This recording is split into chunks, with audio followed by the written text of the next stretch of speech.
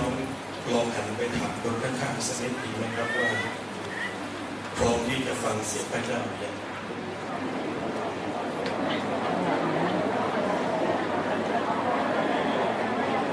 ถ้าพร้อมแล้วต้องจดจ่อนะครับเพื่อว่าเราจะได้ยินอย่างชัดเจนแล้วก็สามารถนำมาใช้ในชีวิตของเราได้อย่างเป็นผลผมขอบคุณพระเจ้าแล้วก็ขอบคุณคริสตจักรโดยเฉพาะท่านศิษย์บิบาลที่อนุญาตให้มีโอกาสได้กล่าวพระคำของพระเจ้าในเช้านี้2 ครั้งด้วยกันแล้วก็ผมรู้สึกว่าตัวเองเนี่ยได้เปรียบกว่าหลายๆคนเพราะว่ามีโอกาสนมัสการพระเจ้าถึง2 รอบในเวลานี้ในวันนี้และผมคิดว่าหลายท่านก็เป็นเช่นเดียวกันกับผมแล้วก็ทั้ง2 รอบเมื่อนมัสการพระเจ้าก็รู้สึกว่าพระเจ้าได้อยู่กับเราจริงๆและสัมผัสถึงการอยู่ของพระเจ้าท่ามกลางเราจริงๆนั้นขอบคุณพระเจ้าครับพี่น้องเมื่อสักครู่นี้ผมเห็นน้องๆเด็กระวีได้ออกมายืนเป็นแถวข้างหน้าเนี่ยผมสังเกตเห็นนะครับว่ามี2 คนเนี่ยมีผ้าผีอยู่ในมือแล้วผมคิดว่า2 คนนี้โตขึ้นอาจจะเป็นผู้รับใช้พระเจ้าก็ได้ในชีวิตของเราพระเจ้ามีแผนการเราไม่ทราบครับแต่ผมอยากจะชี้ให้เราได้เห็นว่าแผนการของพระเจ้าบางครั้งนั้นยากเกินกว่าที่เราจะเข้าใจในระยะเวลาอันใกล้ได้เมื่อผมยังเป็นเด็กอยู่ตัวเล็กๆเช้าวันหนึ่งขณะที่วิ่งเล่นอยู่ในคริสตจักรของพระเจ้ามีมิชชันนารีคนหนึ่งเป็นฝรั่งมาจากอเมริกาก็อยู่ในคริสตจักรก็ถามผมว่าไอ้หนูโตขึ้นน่ะไม่อยากเป็นอะไรมากที่สุดถามผมอย่างนี้ผมก็แปลกใจมากเพราะว่าเกิดมายังไม่เคยมีใครถามผมอย่างนี้น่าจะได้ยินคำถามที่ถามว่าโตขึ้นอยากจะเป็นอะไรมากกว่าแต่มิฉะนั้นที่คนนี้ถามผมว่าโตขึ้นไม่อยากเป็นอะไรมากที่สุดผมก็ชี้แล้วก็ตอบบอกเลยว่าไม่อยากเป็นเหมือนคุณนั่นแหละเป็นผู้รับใช้พระเจ้าเพราะผมดูแล้วมันลำบากเหลือเกินดูแล้วคุณทำงานเหนื่อยแล้วก็ทำหลายอย่างที่มันเป็นเรื่องยากๆซึ่งผมไม่สามารถทำอย่างนั้นได้แต่เมื่อเวลาผ่านไปผมรับพระคุณของพระเจ้ามากขึ้นพระเยซูคริสต์พระองค์ได้เรียกชีวิตของผมทั้งที่หลายคนไม่อยากจะเชื่อว่าจะเป็นผู้รับใช้ของพระเจ้าได้แม้ขนาดคนในครอบครัวก็ไม่เชื่อเพราะชีวิตที่ผ่านมาเป็นชีวิตที่นับได้ว่าไม่มีอะไรเลยที่เรียกว่าดีล้วนแล้วแต่แย่ทั้งหมดสุดท้ายเมื่อผมพบกับพระคุณของพระเจ้ามีประสบการณ์ในการบังเกิดใหม่กับพระเจ้าพระเจ้าได้เรียกอย่างดังในชีวิตของผมเองให้ก้าวเข้ามาถวายตัวเพื่อที่จะรับใช้พระเจ้าและเมื่อผมตอบสนองการทรงเรียกนั้นถวายตัวรับใช้พระเจ้าก็ไปฝึกฝนพระคัมภีร์พี่น้องรู้อะไรไหมขณะคุณพ่อก็บอกว่าอย่าไปให้ศาสนาเขาสึกเมื่อผมไปเรียนพระคริสตธรรมอาจารย์ที่โรงเรียนก็บอกว่าให้ทดลองเรียน1 เทอมแต่ขอบคุณพระเจ้าผมมีความมุ่งมั่นในเสียงเรียกของพระเจ้าและพยายามรับใช้พระเจ้าด้วยการเรียนหนังสือสุดท้ายผมเรียนจบเร็วกว่าคนอื่นและโรงเรียนอนุญาตให้ผมกลับบ้านเพื่อไปรับใช้พระเจ้าได้และมี2 คนในรุ่นเดียวกันผมเล่าเรื่องนี้ให้ฟังเพื่อให้พี่น้องได้เข้าใจภาพว่าในชีวิตของเราพระเจ้ามีแผนบางสิ่งบางอย่างที่เราไม่สามารถจะทราบได้ในเวลาอันสั้นแต่เมื่อเวลามันผ่านไปเรามองย้อนกลับไปเราจะเห็นถึงแผนการของพระเจ้าบางอย่างที่เตรียมไว้สำหรับชีวิตของเราและผมคิดว่าแม้เด็กเหล่านี้อาจจะมีหลายคนที่จะเป็นผู้รับใช้พระเจ้าเมื่อเติบโตขึ้นพระเจ้าอาจจะเรียกหลายคนมาเป็นคนงานของพระเจ้าอาเมนด้วยกันไหมขอพระเจ้าเมตตาพี่น้องที่รักทั้งหลายและเมื่อผมก้าวเข้ามาสู่การเป็นผู้รับใช้พระเจ้าผมทำอย่างเดียวนั่นคือรับใช้พระเจ้าก่อนที่จะรับใช้พระเจ้ามีความคิดว่าอยากจะตอบสนองความต้องการของตัวเองอยากจะใช้ชีวิตแบบที่คนอื่นเป็นอยากจะสร้างฐานะสร้างอนาคตสร้างทุกอย่างให้มีอย่างที่คนอื่นเขามีแล้วก็เพ้อฝันคิดถึงภาพเหล่านั้นในชีวิตมาตลอดเวลาแต่เมื่อมาได้รับการเรียกจากพระเจ้าและถวายตัวและรับใช้พระเจ้านับตั้งแต่วินาทีนั้นมีเสียงเดียวที่บอกว่าควรจะอยู่เพื่อรับใช้พระเจ้าเท่านั้น ผมได้ทำอย่างนั้นคือรับใช้พระเจ้าตั้งแต่วันนั้นจนถึงเวลานี้11 ปีพี่น้องที่รักทั้งหลายเราแต่ละคนมีความต้องการในชีวิตที่ต่างกันมีความคาดหวังในชีวิตที่ต่างกันมีความต้องการที่ต่างกันมีเป้าหมายที่ต่างกันแต่ไม่ว่าเราจะต่างกันในความคิดแบบนั้นสักเท่าไหร่ก็แล้ว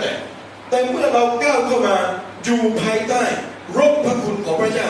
ก้าวเข้ามาอยู่ภายใต้การเขียนขององค์พระเยซูคริสต์เจ้าพี่น้องเป้าหมายที่เราเคยมีนั้นต้องวางไว้ก่อนแต่เราควรจะมีเป้าหมายใหม่นั่นคืออยู่เพื่อพระเจ้าอยู่เพื่อองค์พระเยซูคริสต์เจ้าที่รักและไถ่ชีวิตของเราพี่น้องที่รักหลานหันไปบอกคนข้างๆสักนิดดีไหมครับว่าคุณต้องอยู่เพื่อพระเจ้านะอาเมนทำไมเราต้องอยู่เพื่อพระเจ้าเพราะว่ากาลาเทียบทที่2 ข้อ 20ได้กล่าวไว้ว่าข้าพเจ้าถูกตรึงไว้กับพระคริสต์แล้วข้าพเจ้าเองไม่มีชีวิตอยู่ต่อไปแต่พระคริสต์ต่างหากที่ทรงมีชีวิตอยู่ในข้าพเจ้าชีวิตซึ่งข้าพเจ้าดำเนินอยู่ในร่างกายขณะนี้ข้าพเจ้าดำเนินอยู่โดยศรัทธาในพระบุตรของพระเจ้าผู้ได้ทรงรักข้าพเจ้าและได้ทรงสละพระองค์เองเพื่อข้าพเจ้านั่นแปลความว่าชีวิตของเรานับตั้งแต่วินาทีที่เราต้อนรับพระเยซูคริสต์เจ้านับตั้งแต่วินาทีที่เรามีประสบการณ์ในการบังเกิดใหม่กับพระเจ้านับตั้งแต่วินาทีนั้นเป็นต้นมาชีวิตของเราไม่ได้เป็นของเราอีกต่อไปแต่เป็นของพระเจ้าทั้งหมดเป็นของพระเจ้าทั้งหมดชีวิตของพี่น้องเป็นของพระเจ้าทั้งหมดและพระเจ้าท้าทายพี่น้องในเช้าวันนี้ร่วมกันกับท้าทายผมให้อยู่เพื่อพระเจ้ามากกว่าอยู่เพื่ออย่างอื่นพี่น้องที่รักทั้งหลายเมื่อพูดถึงงานรับใช้พระเจ้าพูดถึงงานของพระเจ้างานสำคัญลำดับต้นๆนั่นคือการนำคนมาถึงพระเจ้าการประกาศการพูดถึงเรื่องราวขององค์พระเยซูคริสต์เจ้านี่คืองานสำคัญลำดับต้นๆมิฉะนั้นแล้วสาวกจะไม่รับทิ้งหน้าที่การงานทุกแล้วก็แต่งตั้งมัคคณายกขึ้นมาเพื่อให้สาวกได้พูดถึงเรื่องราวของพระเจ้าต่อไปและให้มัคคณายกเหล่านั้นได้รับผิดชอบในการทำหน้าที่แจกของแจกทานให้กับผู้ไม่ไม่หรือคนเหล่านั้นที่ต้องการนั่นงานสำคัญระดับต้นๆก็คือการนำคนมาถึงพระเจ้าการพูดถึงแผ่นดินของพระเจ้าประกาศข่าวประเสริฐของพระเจ้าคำถามก็คือว่าตั้งแต่เราต้อนรับพระเยซูคริสต์เจ้าตั้งแต่เราบอกว่าเราเป็นบุตรของพระเจ้าเราเชื่อในพระเจ้าตั้งแต่วันนั้นจนถึงวันนี้เรานำกี่คนแล้วมาถึงพระเจ้าเราได้ช่วยกี่คนแล้วให้กลับใจใหม่มาถึงแผ่นดินของพระเจ้าเราได้เป็นสะพานเชื่อมให้กับคนกี่คนแล้วให้กลับมาแล้วก็เปลี่ยนแปลงชีวิตกลับมาอยู่ในเส้นทางของพระเจ้าอีกครั้งหนึ่งนี่เป็นคำถามที่ถามพี่น้องและถามตัวผมเองพี่น้องที่รักทั้งหลายพระคำของพระเจ้าบอกว่าให้ทุกคนถือว่าเป็นผู้รับใช้ของพระเจ้า1 โครินธ์บทที่ 4 ข้อที่ 1กล่าวไว้อย่างนั้นเป็นผู้อารักขาสิ่งล้ำลึกของพระเจ้านั่นแปลความว่าเมื่อเราก้าวเข้ามาอยู่ในแผ่นดินของพระเจ้าเราทุกคนคือผู้รับใช้ของพระเจ้าบางครั้งเราอาจจะคิดว่าเป็นหน้าที่ของศิษยาภิบาลเป็นหน้าที่ของอาจารย์เป็นหน้าที่ของมัคคณายกกรรมการคริสตจักรแต่แท้ที่จริงแล้วพระเจ้าก็ให้มีหน้าที่ที่แตกต่างกันแต่ภาพรวมเราทุกคนคือผู้รับใช้ของพระเจ้าทั้งหมดนั้นขอพระเจ้าเมตตาเข้าใจความจริงนี้พระเยซูคริสต์ปรารถนาให้ความจริงนี้ปรากฏชัดอยู่ในชีวิตของเราที่ติดตามพระองค์เพื่อว่าเราจะร่วมกันทำการของพระเจ้าได้เกิดผลมากกว่าที่เคยทำวันนี้ขอพระเจ้าเมตตาพี่น้องครับผมอยากจะนำความท้าทายของพระเจ้ามาถึงเราซึ่งปรากฏอยู่ในหนังสือมัทธิวบทที่ 9 ข้อที่ 35 จนถึง 38แต่พี่น้องมีพระคัมภีร์เปิดแล้วก็เราจะอ่านไปเรื่อยๆกันพระเยซูจึงเสด็จดำเนินไปตามนครและหมู่บ้านโดยรอบทรงสั่งสอนในธรรมศาลาของเขาประกาศข่าวประเสริฐแห่งแผ่นดินของพระเจ้าทรงรักษาโรคและความป่วยไข้ทุกอย่างของพลเมืองให้หายและเมื่อพระองค์ทอดพระเนตรเห็นประชาชนก็ทรงสงสารเขาด้วยเขาถูกรังควานและไร้ที่พึ่งดุจฝูงแกะไม่มีผู้เลี้ยงและพระองค์ตรัสกับพวกสาวกของพระองค์ว่าข้าวที่ต้องเกี่ยวนั้นมีมากนักหนาแต่คนงานยังน้อยอยู่เหตุนั้นพวกท่านจงอ้อนวอนพระองค์ผู้ทรงเป็นเจ้าของนาให้ส่งคนงานมาเก็บเกี่ยวพืชผลของพระองค์เวลานี้พระเยซูคริสต์พระองค์กำลังดำเนิน ของพระองค์ร่วมกับสาวกและไปในที่ต่างๆช่วยผู้คนมากมายให้หลุดพ้นจากการถูกจองจำจากอำนาจของผีมารซาตานช่วยผู้คนมากมายให้หลุดพ้นจากความเจ็บป่วยต่างๆนานาและเมื่อมาถึงพื้นที่ที่ตรงนี้พระเยซูคริสต์ก็ทำอย่างเดียวกันในทุกๆที่ที่ทำและเมื่อมาถึงเวลานี้พระเยซูคริสต์ก็ตัดกับสาวกบางสิ่งบางอย่างบอกว่าข้าวที่ต้มเกี่ยวนั้นมีมากนักหนาวันนี้ผมอยากจะท้าทายเราด้วยพระวจนะของพระเจ้าตอนนี้ในหัวข้อที่พูดถึงจงพร้อมรับความท้าทายที่มาจากพระเจ้าและความท้าทายประการแรกที่มาถึงเราในเช้านี้คือความกว้างใหญ่ของงานกำลังท้าทายเราอยู่ข้าวที่ต้มเกี่ยวนั้นมีมากนักหนา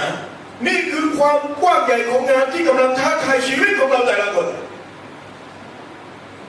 พระเยซูคริสต์ตรัสสั่งให้สาวกออกไปสั่งสอนชนทุกชาติให้เป็นสาวกของพระองค์พี่น้องที่รักทั้งหลายนี่คือหัวใจของพระองค์นี่คือสิ่งที่พระเยซูคริสต์ปรารถนาจะให้เราแต่ละคนนั้นได้ตอบสนองความท้าทายนี้มาถึงชีวิตของเราเป็นภารกิจที่ยิ่งใหญ่เป็นหัวใจที่สำคัญของพระเจ้าเป็นการที่เราเองจะนำพระกิตติคุณของพระเยซูเจ้าออกไปประกาศเรื่องราวของพระเจ้าออกไปวันนี้คำถามก็คือว่าเราคิดถึงเรื่องเหล่านี้มากน้อยแค่ไหนในการดำเนินชีวิตประจำวันของเราทุกวันหัวใจของเราคิดถึงเรื่องนี้แค่ไหนขอพระเจ้าช่วยเราพี่น้องที่รักหลายเมื่อเราดูจำนวนคริสเตียนที่เรามีจำนวนผู้รับใช้ที่เรามีมิชชันนารีที่รับใช้พระเจ้าอยู่ที่เรามีเปรียบเทียบกับคนที่ยังไม่รู้จักกับพระเจ้ามันเป็นความกว้างใหญ่เสียเหลือเกินเปรียบเสมือนเราเป็นเพียงชนกลุ่มน้อยเท่านั้นที่อยู่ท่ามกลางคนหมู่มากที่ไม่รู้จักพระเจ้านั่นงานของพระเจ้าเป็นงานที่ยิ่งใหญ่เป็นงานที่เราเองนั้นต้องมีหัวใจแบบเดียวกับที่พระเยซูทรงมีนั่นคือนำเรื่องราวแห่งความรักของพระเจ้านั้นออกไปสู่ผู้คนเหล่านั้นและเมื่อเรากลับมามองดูหลายสิ่งหลายอย่างรอบข้างชีวิตของเราเราพบว่าเรามีปัญหามากมายคริสตจักรมีปัญหาคริสตจักรที่ผมอยู่ก็มีปัญหาคริสตจักรไหนก็มีปัญหาครอบครัวมีปัญหาสังคมมีปัญหาวัยรุ่นมีปัญหาการเมืองมีปัญหาความไม่สงบเป็นปัญหาโรคภัยไข้เจ็บเป็นปัญหาเราอยู่ท่ามกลางปัญหามากมายเยอะแยะไปหมดเมื่อเราเปรียบเทียบดูสิ่งเหล่านี้เรากำลังเผชิญกับความท้าทายอย่างใหญ่หลวงที่มาจากพระเจ้าไม่ต่างอะไรกับเรื่องของดาวิดที่บันทึกอยู่ในพระวจนะของพระเจ้าในหนังสือซามูเอลดาวิดเมื่อเผชิญกับโกลิอาธดาวิดไม่ได้วิ่งหนีแต่วิ่งเข้าหา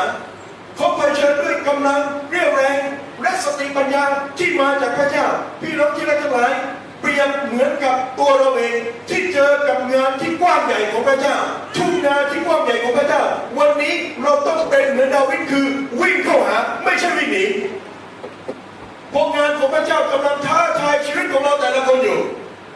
พี่น้องมีความตื่นเต้นมีความเร่าร้อนแค่ไหนในการนำคนมาถึงแผ่นดินของพระเจ้าครั้งสุดท้ายพูดเรื่องของพระเจ้ากับคนเมื่อไหร่คนสุดท้ายที่เราคุยเรื่องพระเจ้าด้วยเมื่อไหร่เมื่อเช้าหรือเมื่อวานหรือเมื่อตะกี้นี้พี่น้องที่รักทั้งหลายวันนี้ความท้าทายของพระเจ้ามาถึงเราความกว้างใหญ่ของงานกำลังท้าทายชีวิตของเราอยู่ถ้าเปรียบเสมือนโกลิอาธนี่คือโกลิอาธที่ใหญ่กว่าโกลิอาธที่ดาวิดเจอแต่ไม่ต้องกลัวเราจะสู้ด้วยกันสู้ด้วยกำลังเบี้ยแรงฤทธิ์เดชอำนาจที่มาจากพระเจ้าอาเมนไหมพระวจนะของพระเจ้าบอกว่ามีพระเจ้าอยู่ฝ่ายข้าพเจ้าสดุดีบทที่118ข้อที่6บอกว่ามีพระเจ้าอยู่ฝ่ายข้าพเจ้าข้าพเจ้าไม่กลัวมนุษย์จะทำอะไรแก่ข้าพเจ้าได้หรอพี่น้องที่รักทั้งหลายวันนี้เราจะพึ่งพระเจ้ามากขึ้นอาเมนไหมเพราะว่าทุ่งนามันกว้างใหญ่เสียเหลือเกินวันนี้เราจะไม่พึ่งสติปัญญาของเราแต่เราจะพึ่งพระเจ้าทูลวิงวอนต่อพระเจ้าทูลขอสติปัญญาเรี่ยวแรงกำลังและฤทธิ์เดชที่มาจากพระเจ้าเพื่อเผชิญกับความกว้างใหญ่ในทุ่งนาของพระเจ้าวันนี้ขอพระเจ้าเมตตาครับพี่น้องรู้ไหมความกว้างใหญ่ของงานของพระเจ้าเป็นยังไงวันหนึ่งผมไปกินข้าวกับศิบาลท่านหนึ่งศิบาลท่านนี้บอกว่าอาจารย์รู้ไหมคนนี้เพิ่งเชื่อพระเจ้าเขาอยู่ปากซอยโบสถ์ขายข้าวแกง ผมเป็นคนชอบกินข้าวแกงเราไปกินข้าวแกงกันซีบานอีกท่านหนึ่งเป็นเพื่อนผมอยู่ที่หาดใหญ่เราไปกินข้าวแกงที่ปากซอยคริสตจักรซีบานท่านที่บอกอาจารย์รู้ไหมคนนี้ตอนนี้ต้อนรับพระเยซูแล้วแล้วก็เล่าด้วยความตื่นเต้นให้ผมถามอาจารย์ทำไงผมก็ไปทำไงซีบานท่านนั้นบอกวันหนึ่งมากินข้าวก็มีหนังสืออยู่เล่มหนึ่งของอาจารย์ลิโบเลนที่เขียนว่าอยู่ในโลกนี้เพื่ออะไรเล่มบางๆก็อยู่ในกระเป๋าก็กินข้าวเสร็จรู้สึกพระเจ้าเร้าใจบางอย่างก็เลยเอาหนังสือเล่มนี้ให้กับคนนั้นพอรับหนังสือมาอ้าปากค้างเลยเจ้าของร้านอ้าปากค้างเขาบอกกับอาจารย์ที่เป็นศิบาลที่เป็นเพื่อนผมบอกว่ารู้ไหมผมหามาทั้งชีวิตว่าอยู่ในโลกนี้เพื่ออะไรแล้วเขาเอาหนังสือเล่มนี้หายไป3 อาทิตย์หลังจากนั้นมาคริสตจักรขอต้อนรับพระเยซูหลังจากนั้นนำคนในครอบครัวมาต้อนรับพระเยซูความกว้างใหญ่ของงานของพระเจ้านั้นมีมากมายเหลือเกินพี่น้องที่รักทั้งหลายเราจะเจอเหตุการณ์แบบนี้อยู่สม่ำเสมอเมื่อเราออกไปทำการของพระเจ้านั้นวันนี้พระเจ้ากำลังท้าทายเราด้วยความกว้างใหญ่ในงานของพระเจ้าพี่น้องครับ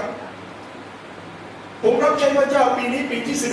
11คริสตจักรกำลังจะสถาปนาให้เป็นศิษยาภิบาลอีก2 เดือนข้างหน้าผมทูลขอหมายสำคัญบางอย่างจากพระเจ้าผมถามพระเจ้าว่าพระเจ้าผมไม่มีสติปัญญาอะไรเลยเป็นคนโง่ธรรมดาคนหนึ่งแต่หัวใจผมมีให้พระองค์แน่นอนพระองค์จะให้ผมทำยังไงถ้าผมเป็นศิษยาภิบาลขึ้นมาพี่น้องรู้อะไรไหมที่คริสตจักรที่ผมอยู่มีต้นไม้ต้นหนึ่งเรียกว่าต้นอะโวคาโดหลายคนอาจจะรู้จักต้นไม้ต้นนี้ต้นอะโวคาโดนะครับอยู่มาเป็น10 ปีมันเคยเกิดผลแค่2 ผลเท่านั้นเอง2 ผลเมื่อปีที่แล้วมันเกิด2 ผลผมอยู่มาไม่เคยเห็นผลของต้นอะโวคาโดแต่เมื่อปีที่แล้วเห็น2 ผลและก็มีคนก็ไปเก็บมาแล้วก็มาประมูลถวายเป็นผลแรกเข้าคริสตจักรแต่เมื่อผมแสวงหาบางสิ่งบางอย่างที่พระเจ้าจะให้คำมั่นสัญญาว่าจะรับใช้พระเจ้าในฐานะศิษยาภิบาลพี่น้องรู้อะไรไหมปีนี้ต้นอะโวคาโดเกิดผลเป็นร้อยลูกเลยแล้วมันเกิดผลไปนอกกำแพงเกิดผลอยู่ในกำแพงปีนป่ายไปตามหลังคาผมตื่นเต้นไปเห็นภาพนี้และผมรู้ได้ด้วยหัวใจของตัวเองว่าพระเจ้าอนุญาตให้รับใช้พระเจ้าต่อไปเพราะพระเจ้ากำลังให้เห็นหมายสำคัญบางสิ่งบางอย่างพี่น้องที่รักหลายและรู้ไหมตั้งแต่ผมได้เข้าใจเรื่องนี้มีคนเดินเข้าคริสตจักรแทบจะทุกอาทิตย์วันนี้มี1 คนมาคริสตจักรอีกแล้วพี่น้องอาจจะแปลกใจทำไมคนเดียวเองเหรอพี่น้องครับเมื่อเราอยู่ในต่างจังหวัดอยู่ในกรอบวิถีแบบชาวบ้านจะได้สักคนมาคริสตจักรเป็นเรื่องยากจะได้สักคนมาถึงแผ่นดินของพระเจ้าเป็นเรื่องยากและโดยเฉพาะถ้าพี่น้องรับใช้พระเจ้าในพื้นที่ภาคใต้ที่ผมอยู่แต่ขอบคุณพระเจ้าพระเจ้าช่วยผมเห็นว่าความกว้างใหญ่ของงานของพระเจ้านั้นมีมากมายและพระเจ้าพร้อมจะส่งคนเข้ามาในคริสตจักรของพระเจ้าและพระเจ้าต้องการไม่เพียงแต่ส่งเข้ามาแต่ให้เรานั้นออกไปด้วยเช่นเดียวกันแล้ววันนี้ของพระเจ้าเมตตาพี่น้องครับพระเจ้าไม่ได้ปรารถนาจะให้คนหนึ่งคนใดพินาศเลยพระคัมภีร์บันทึกไว้ใน2 เปโตรบทที่ 3 ข้อที่ 9นั้นความกว้างใหญ่ของพระเจ้าของงานของพระเจ้ากำลังท้าทายชีวิตของเรา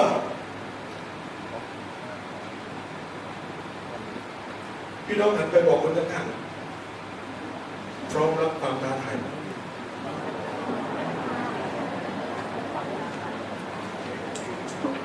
ประการแรกความกว้างใหญ่ของงานกำลังท้าทายชีวิตของเราอยู่ประการที่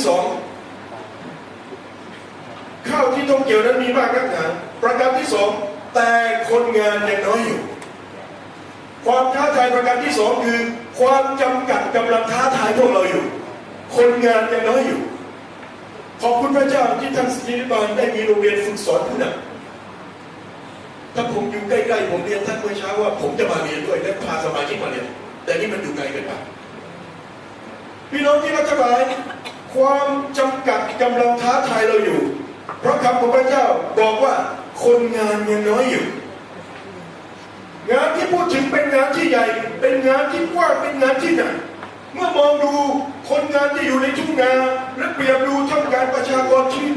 ล้อมรอบอยู่เหนือชีวิตของเราและมองดูสภาพคิดจากในปัจจุบันพี่น้องที่รักทั้งหลายเราล้วนแล้วแต่พบแต่ความจำกัดแต่วันนี้ขอพระเจ้าช่วยเราความจำกัดของมนุษย์ไม่สามารถจำกัดพระประสงค์ของพระเจ้าที่มีสำหรับชีวิตของเราและคริสตจักรของพระเจ้าแห่งนี้อาเมนไหมขอพระเจ้าเมตตาเราอาจจะมีความจำกัดมากมายเราจะมีเงินที่จำกัดมีคนเก่งที่จำกัดมีอะไรหลายสิ่งหลายอย่างที่จำกัดแต่ความจำกัดที่เรามีไม่สามารถจำกัดน้ำพระทัยของพระเจ้าไม่สามารถจำกัดวิเดชของพระเจ้าไม่สามารถจำกัดสิ่งที่พระเจ้าจะประทานให้กับเราได้เพราะพระเจ้าปรารถนาที่จะอวยพรเหนือชีวิตของเราเหนือคริสตจักรของเราเพราะเราพร้อมรับความท้าทายที่มาจากพระเจ้า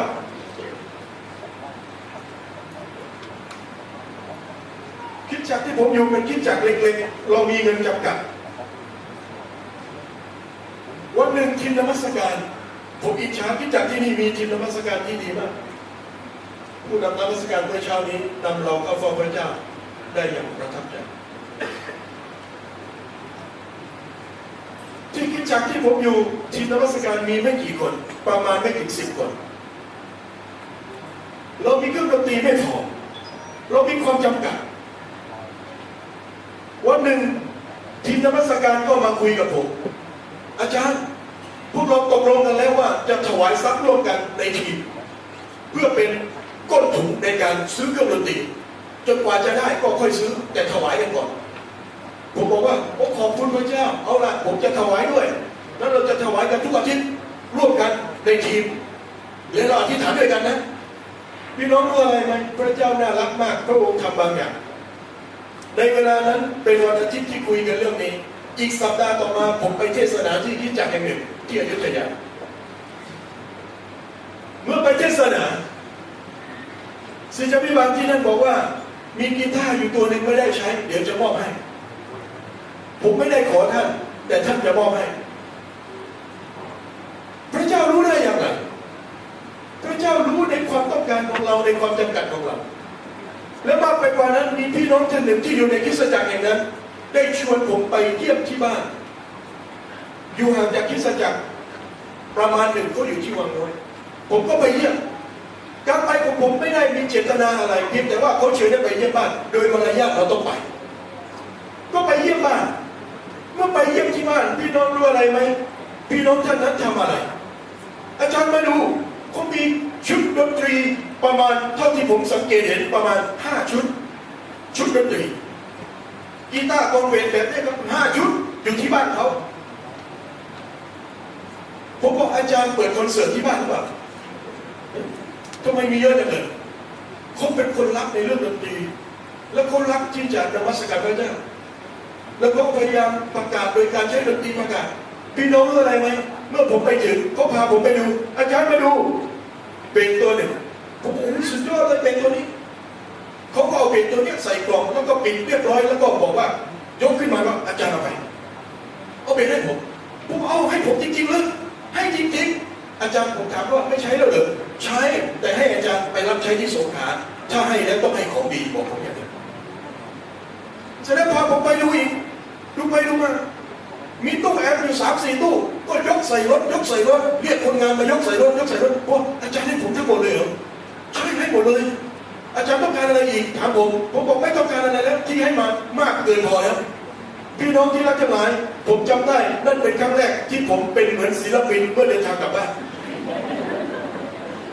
ผมโดยสารกลับบ้านโดยรถไฟ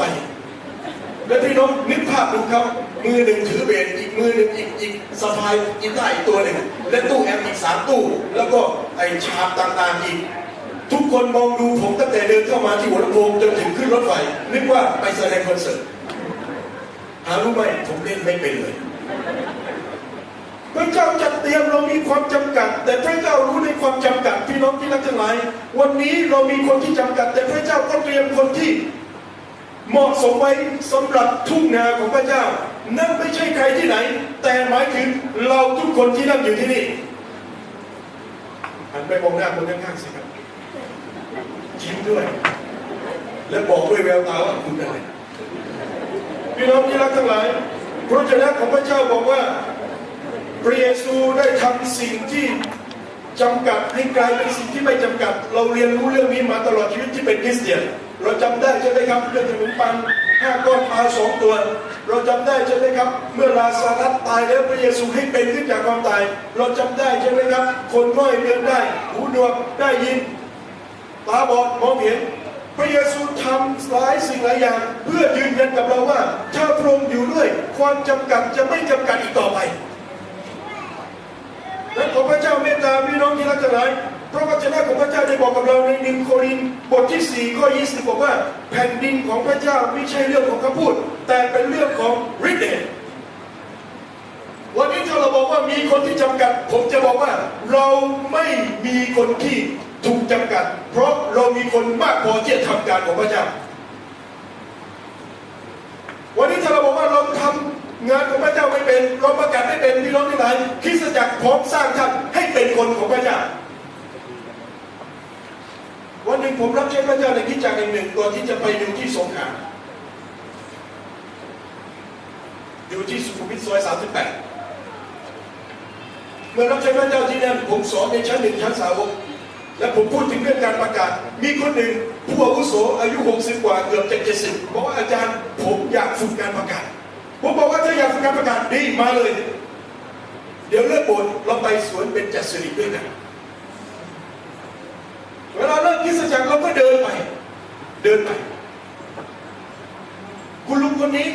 ก็เตรียมใบปลิวอย่างดีผมก็เตรียมผมบอกลุงไม่ต้องเอาไปเยอะเพราะเราเอาใบปลิวไปนำร่องเดี๋ยวเราจะคุยเรื่องพระเจ้ากับคนเหล่านั้นไม่ต้องเอาไปเยอะพี่น้องคุณลุงคนนี้ก็บอกอาจารย์ขาไปนั่งรถเมล์ดีไหมขากลับค่อยเดินผมบอกได้นั่งรถเมล์ก็ได้คุณลุงก็พากันจูงมือขึ้นรถเมล์พี่น้องเข้าใจใช่ไหม38 ซอย 38 ทองหล่อกับเบญจสิริประมาณไม่เกิน 2-3 ป้ายรถเมล์เดินได้แต่ลุงอยากนั่งรถเมล์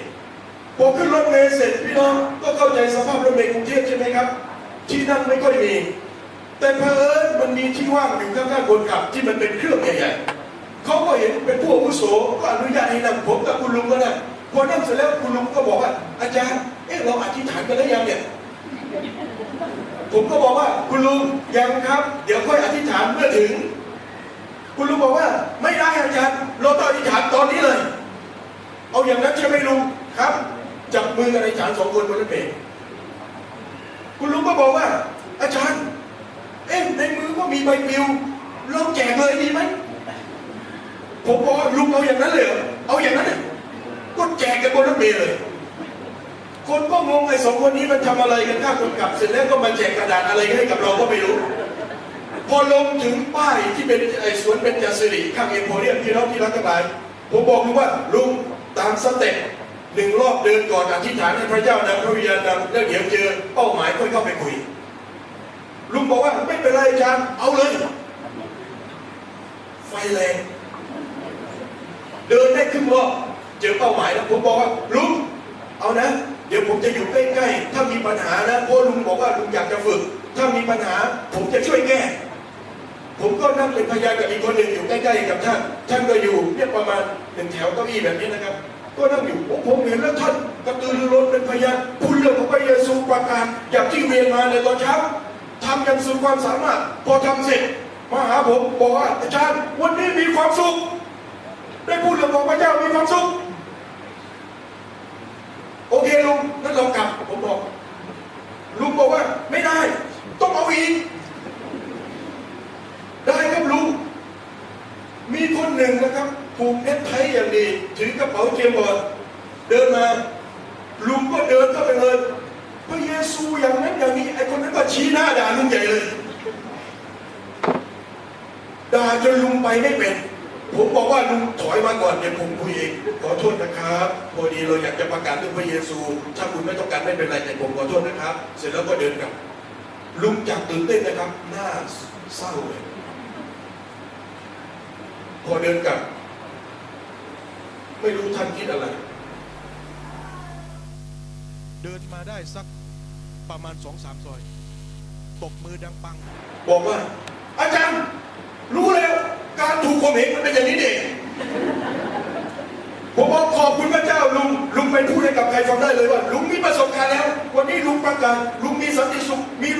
ลุงมีความชื่นชมยินดีลุงไม่เคยทำมาก่อนแต่เมื่อลุงทำพระเจ้าอวยพรชีวิตของลุงและแม้ว่าลุงประสบกับการถูกข่มเหงโดยคำพูดแค่นั้นเองลุงก็มีประสบการณ์แล้วลุงไปคุยกับใครก็ได้ว่าประสบการณ์ลุงมีแล้วพี่น้องรู้อะไรไหมครับพอผมพูดเสร็จเดินเหมือนกับกันกระโดดเลยกับโบสถ์กัน2 คนขากลับก็กระดุมกันอีกเดินกับผมก็เฝ้าตามดูชีวิตของท่านห่างๆจนท่านจากไปอยู่กับพระเจ้าชีวิตของท่านรับใช้พระเจ้ามากขึ้นกว่าที่เคยเป็นพี่น้องที่รักทั้งหลายความจำกัดท้าทายเราแต่พระเจ้าที่อยู่ในเราจะช่วยเราให้ปลดล็อกแห่งความจำกัดเหล่านั้นที่อยู่ในเราวันนี้คนงานยังน้อยอยู่แต่ผมอยากจะบอกกับเราว่าคนงานไม่น้อยเลยสำหรับคริสตจักรแห่งนี้เพราะว่าอย่างน้อยก็ 300-400 คนพี่น้องที่รักทั้งหลายเป้าหมายของพี่น้องผมแอบอ่านในสุทธิบัตรปีหน้าจะมี600 คนไม่ใช่เรื่องยากพี่น้องหันไปบอกคนข้างๆเพียงแต่คุณนำ1 คนมาก็จะถึง600บอกคนข้างๆสิครับ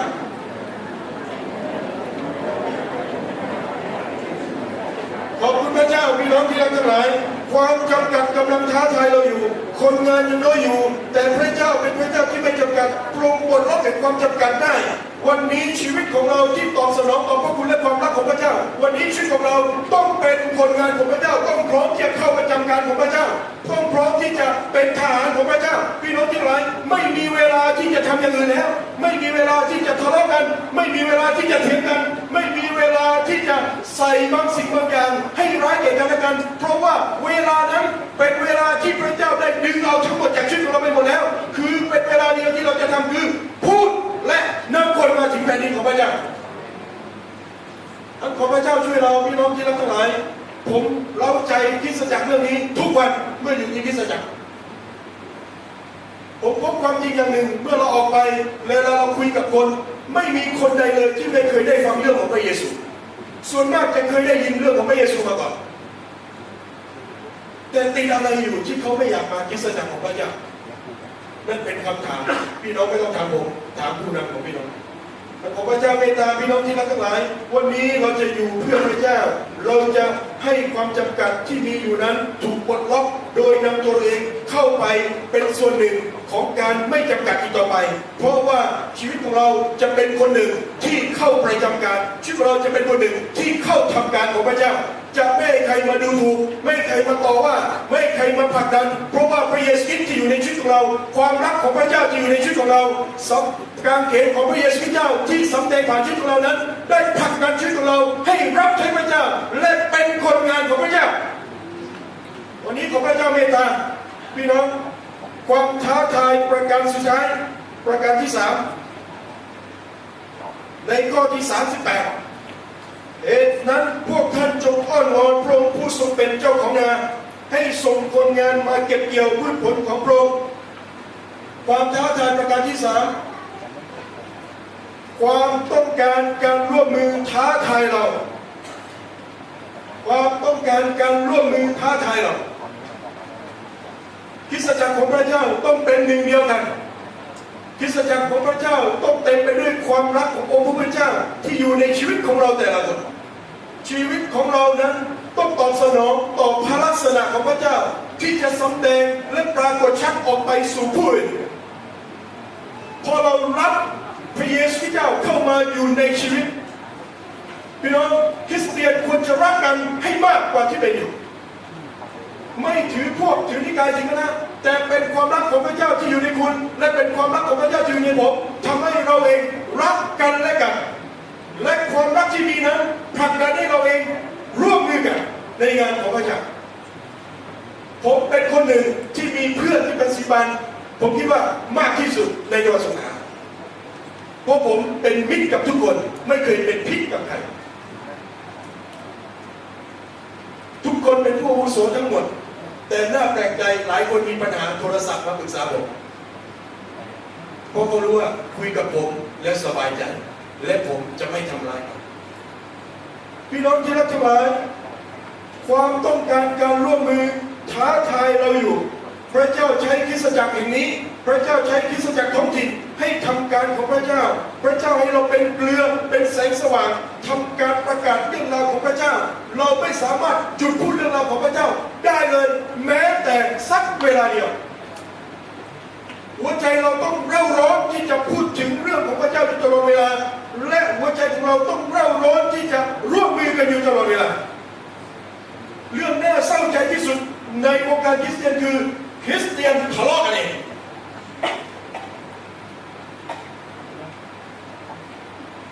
พี่น้องรู้อะไรไหมที่คริสตจักรที่เราอยู่เราพูดถึงความรักกันมากเพราะเรารู้ดีว่าความรักนั้นเป็นพลังที่ยิ่งใหญ่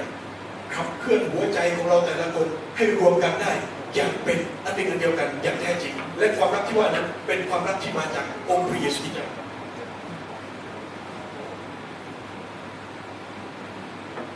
พระคัมภีร์สอนเราอย่างนั้นไม่ใช่หรือครับผู้ที่ไม่รักก็ไม่รู้จักพระเจ้าเพราะพระเจ้าทรงเป็นความรักพระคัมภีร์สอนเราแบบนั้นไม่ใช่นั่นของพระเจ้าเมตตาความรักที่อยู่ในเราที่พระเจ้าผลักดันนั่นแหละผลักดันให้เราร่วมมือกันเพื่องานของพระเจ้าพี่น้องเมื่อเราร่วมมือกันในงานของพระเจ้าเป็นภาพอะไรที่สวยงามมากและขอให้เราได้จดจำด้วยว่าความเป็นน้ำหนึ่งใจเดียวกันความห่วงใยซึ่งกันและกันนั้นเป็นสิ่งสำคัญที่ต้องมีในคริสตจักรของพระเจ้าและในชีวิตของเราเราเรียนเรื่องนี้จากพระวจนะของพระเจ้าพี่น้องจำได้ใช่ไหมครับที่พูดถึงอวัยวะในพระกายขององค์พระเยซูคริสต์เมื่อข้อต่อเชื่อมต่อกันสนิทพระคัมภีร์บอกเราอย่างนั้นเราทุกคนเป็นส่วนหนึ่งของกันและกันพระคัมภีร์บอกเราอย่างนั้นและพระคัมภีร์ยังบอกอีกด้วยว่าไม่ว่าจะมีของประทานอะไรก็แล้วแต่ไม่ว่าจะทำอะไรไม่ว่าจะได้รับสิ่งใดมาก็แล้วแต่ก็เพื่องานของพระเจ้าทั้งนั้นเพื่องานของพระเจ้าทั้งหมดพระคัมภีร์พูดชัดว่าให้เราเตรียมธรรมิกชนให้เป็นคนที่จะรับใช้ในเอเฟซัสบทที่4ข้อ12ได้กล่าวไว้อย่างนั้นพี่น้องที่รักทั้งหลายนั้นความต้องการการร่วมมือกำลังท้าทายชีวิตของเราอยู่ณเวลานี้หมดเวลาที่จะแยกกันแต่เป็นเวลาที่จะผูกพันซึ่งกันและกันและกาวที่จะผูกพันเราได้คือความรักพี่น้องหันไปสบตาคนนั้นครับและบอกเขาว่าฉันรักเธอโดยพระเยซู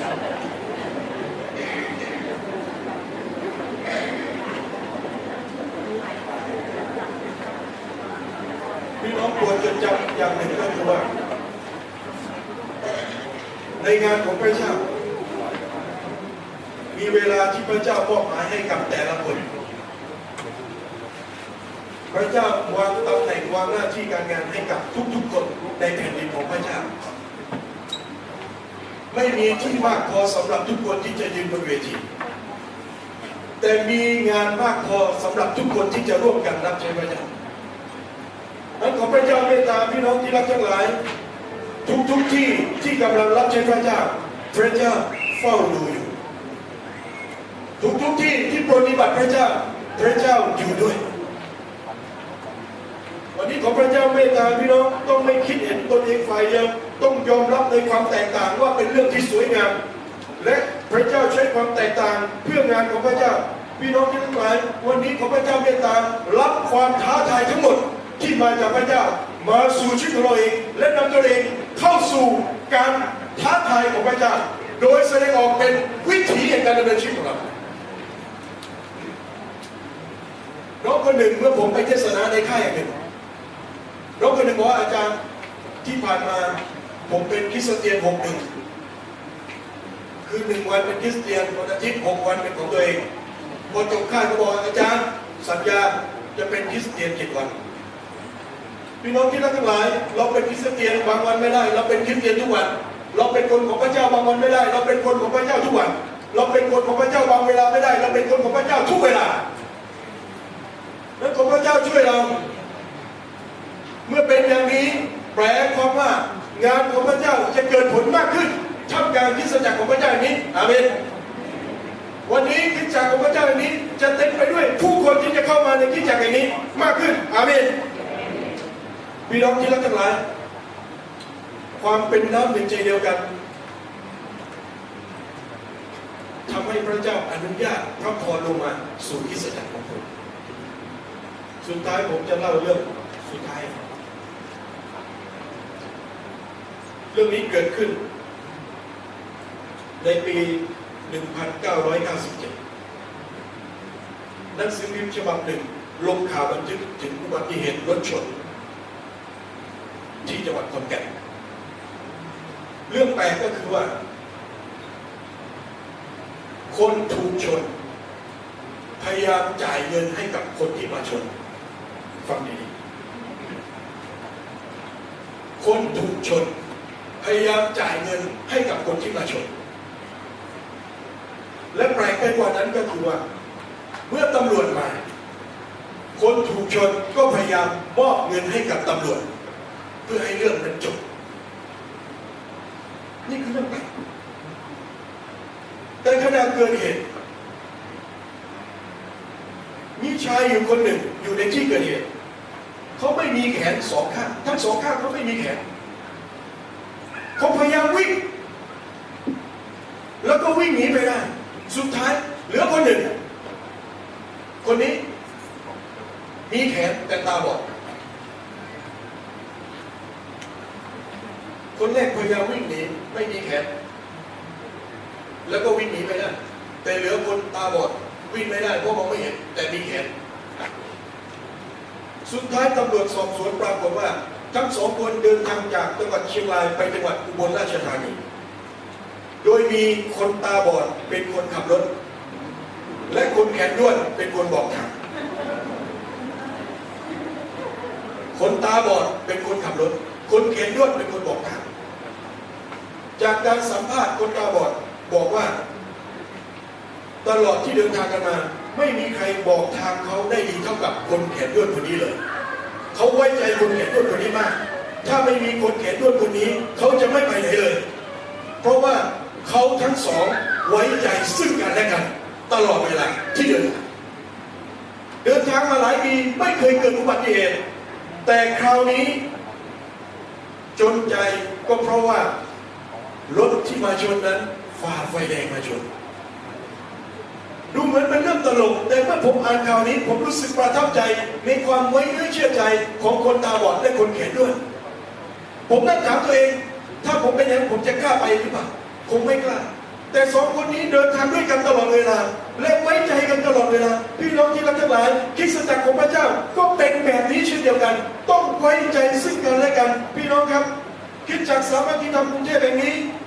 จะไม่สามารถเกิดผลได้มากกว่าที่เป็นอยู่ถ้าเราเองไม่ได้เป็นของกันและกันไม่ได้ไว้ใจซึ่งกันและกันความท้าทายของพระเจ้าก็ไม่สามารถสำเร็จและเกิดผลได้ถ้าเราเองยังคงแยกออกจากกันวันนี้ขอพระเจ้าเมตตาพี่น้องเราจะเป็นของกันและกันและจะเป็นของคริสตจักรของพระเจ้าอย่างนี้พี่น้องสุดท้ายอยากไปบอกคนข้างๆครับประโยคสุดท้ายบอกเขาว่าคุณสำคัญสำหรับคริสตจักรอย่างนี้คริสตจักรขาดคุณไม่ได้นะให้เราอธิษฐานด้วยกันครับสงบใจครับพี่น้องครับผมอยากท้าทายเรานะครับวันนี้ผมไม่ทราบว่าความท้าทายของพระเจ้านั้นมาถึงชีวิตของใครบ้างผมไม่ได้ทราบแต่ผมเชื่อว่าความท้าทายของพระเจ้านั้นกำลังเร่าร้อนอยู่ในชีวิตของเราบางคนแต่วันนี้เราพบว่าแม้ว่าเราถูกจำกัดด้วยหลายสิ่งหลายอย่างแต่ของพระเจ้าช่วยเราให้ความจำกัดแบบนั้นได้รับการปลดปล่อยที่มาจากพระเจ้าพี่น้องถ้ามีบางท่านรู้สึกว่ากำลังถูกจำกัดอยู่พี่น้องให้ได้ยืนขึ้นและเราอธิษฐานต่อพระเจ้าด้วยวันนี้จะมีบางท่านพร้อมที่จะรับการท้าทายทั้ง3ประการที่มาจากพระเจ้าให้ยืนขึ้นและสัญญาต่อพระเจ้าเป็นการสัญญาด้วยตัวเราเองกับพระเจ้าเพราะเราจะทูลต่อพระเจ้าเป็นส่วนตัวในเวลานี้พี่น้องที่รักหลายจะมีบางคนให้ยืนขึ้นกันเราจะอธิษฐานด้วยกันโอ้ฮาเลลูยาสรรเสริญโอ้พระเจ้าทอดพระเนตรมองดูคริสตจักรของพระองค์อย่างนี้ขอพระเจ้าทอดพระเนตรมองดูวิญญาณจิตของเราแต่ละคนวันนี้หากมีพี่น้องบางคนยืนขึ้น จะพบพระพักของพระเจ้าโปรดทอดพระเนตรมองดูวิญญาณจิตของเขาแต่ต้องเขาสัมผัสเขาและเปลี่ยนแปลงชีวิตของเขาและปลดปล่อยเขาจากความจำกัดต่างๆโอ้ขอบคุณพระเจ้าโปรดเมตตาในชีวิตของเราเสด็จมาเยี่ยมเยียนและสัมผัสเราแต่ละคนพี่น้องครับผมอยากท้าชวนเราให้ใช้เวลานี้ทูลกับพระเจ้าเป็นส่วนตัวสักครู่หนึ่งขอเราได้ยกเสียงของเราทูลกับพระเจ้าไม่ใช่เป็นเรื่องเล่นๆแต่เป็นเรื่องสำคัญที่พระเจ้าจะฟังถึงสิ่งที่เราจะทูลต่อพระองค์ในเวลานี้โอ้ฮาเลลูยาพระเจ้าเมตตาเถิดในชีวิตของเราเจ้านี้เราอยู่จำเพาะพระพักของพระองค์เราอยู่ที่นี่พระองค์เจ้าค่ะขอพระของพระองค์เย็นออกและสัมผัสแต่ต้องมือของเราที่ยื่นออกต่อพระองค์โอ้พระเจ้าเราอยากเป็นคนงานที่เกิดผลของพระองค์เราอยากได้รับการปลดปล่อยที่มาจากพระองค์หลายครั้งเราถูกจำกัดหลายครั้งเราเองไม่พร้อมจะทำการของพระเจ้าเจ้านี้พระองค์จะเมตตาเถิดมือทุกมือที่ยื่นออกต่อพระองค์ขอพระเจ้าสัมผัสและเปลี่ยนแปลงชีวิตของเราเจิมตั้งเราใหม่ในงานของพระเจ้าโอ้ฮาเลลูยาขอพระเจ้าเมตตาขอพระเจ้าเมตตาพระเจ้าพระบิดาพระเจ้าผู้สูงสุด